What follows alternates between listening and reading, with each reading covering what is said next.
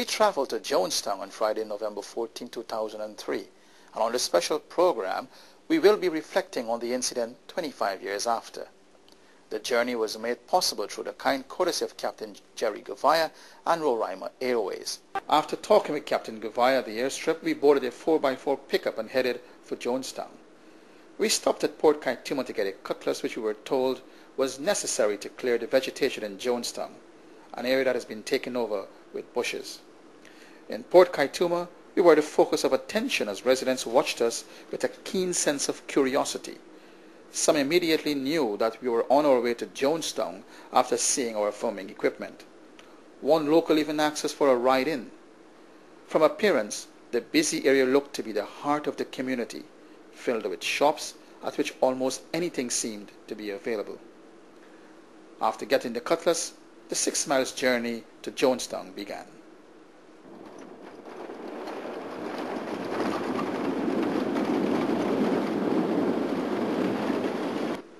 Even as we drove on land, I was thinking of what we will find in a now deserted town. Remnants of a signboard or some kind of indicator mark in the place. There was none. Captain Gavaya's memory of the area was our guiding light. We eventually reached what used to be the entrance. Being my first time, Captain Gavaya insisted that I walk.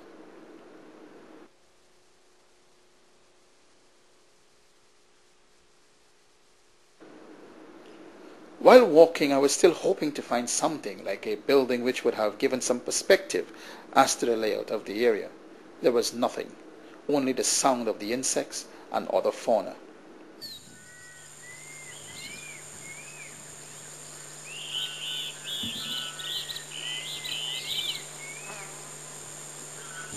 Many movies, books were written about what is known as the Jonestown Massacre. I'm standing in the center of that song 25 years after. All that is left, vegetation around and this small bunch of banana on this tree.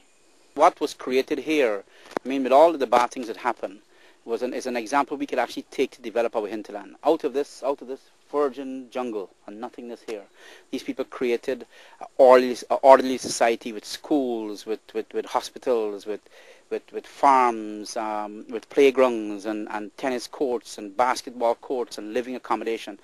That was actually very, very impressive. So out of it, I mean, there was a lot of human interest stories. The fact that people were able to come out here and sacrifice and transform this jungle land into a budding and lively little town. We are in the heart of Jonestown. On the left-hand side is the pavilion, where all the bodies were. This is where the people's temple, and they met there for prayer, for eating, for cultural shows. Jim Jones' house is on the other side. On the far side, we will go through the jungle and we will find the Cassava Mill. We'll go looking for the actual tractor that was used in the massacre on the runway. So we are going to take a walk now into the jungle on the wild side.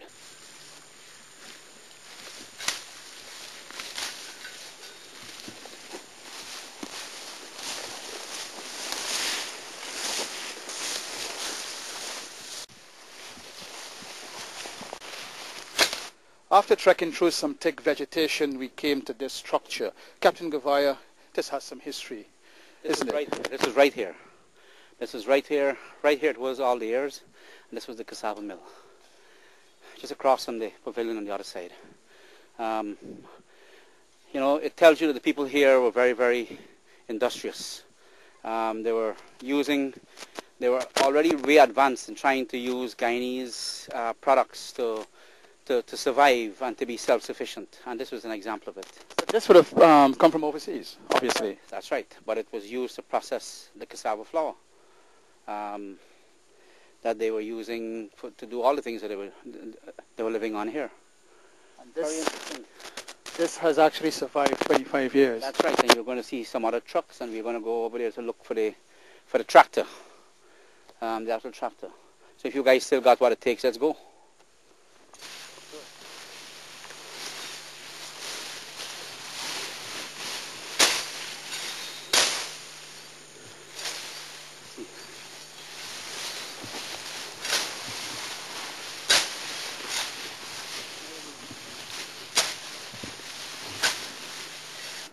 Happy at finding the mill, we were optimistic of finding the others. We spent a while looking for this tractor. It's this particular tractor that Captain Gavai said that was probably used to take the gunmen onto the airstrip. We haven't found it as yet, but in the meantime, we found this. And from my little knowledge, I think this is what is used by electricity workers to hold the wires either to the house or to the poles. That's right. 25 years and more old. That's right. And it tells you that Jonestown was alive and well. They had electricity, they had overhead cables, they had big generators. And this was actually an example of it. Now, Captain Gavai, we knew for sure that 914 people died. That's right. Any ideas the amount of people that are probably living before that incident? You're probably not, maybe not more than 100 or 200 people. More than that? Yes. But the actual day, you probably had, I would say, less than maybe 50 people that escaped, that got away alive from that day.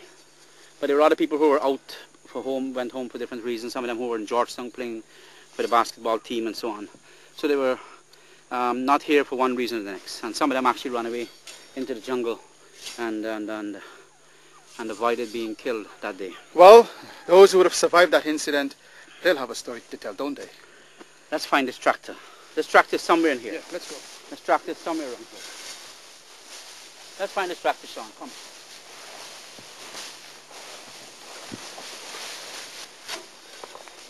Yes, we are seeing some metal. And I think we have found our tractor.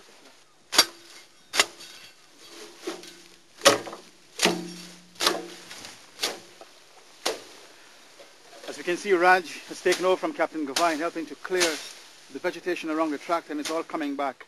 There we can see the steering wheel and what is left of this tractor. We don't know for sure what model it was, or it is. Let's see what model tractor it was. Yes,